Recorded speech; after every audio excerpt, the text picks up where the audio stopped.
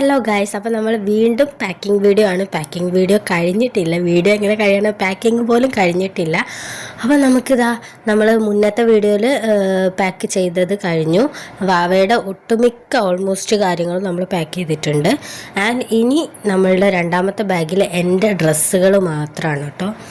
എൻ്റെ ഡ്രസ്സുകൾ കൊണ്ടുപോകണം.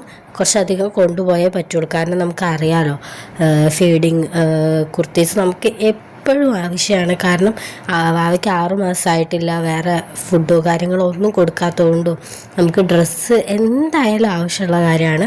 കുറച്ചധികം ഡ്രസ്സ് തന്നെ കൊണ്ടുപോകുന്നുണ്ട്.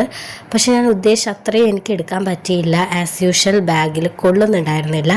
പക്ഷെ ഞാൻ വേറൊരു ബാഗിൽ അതും ബാക്കിയുള്ളതും കൂടെ കൊണ്ടുപോകണം വിചാരിക്കുന്നുണ്ട്. കാരണം കൊണ്ടുപോയില്ലെങ്കിൽ പെട്ടുപോകും. പിന്നെ ഞാൻ ഒരുവിധം കഷ്ടപ്പെട്ടിട്ടാണ്, നിങ്ങൾ കാണുന്ന വീഡിയോയിൽ കാണുന്ന പോലെ തന്നെ കുറച്ചധികം കഷ്ടപ്പെട്ടിട്ടാണെങ്കിൽ ഞാൻ അതിൽ കൊള്ളിച്ചൊപ്പിച്ച് വെച്ചു എന്ന് വേണമെങ്കിൽ പറയാം.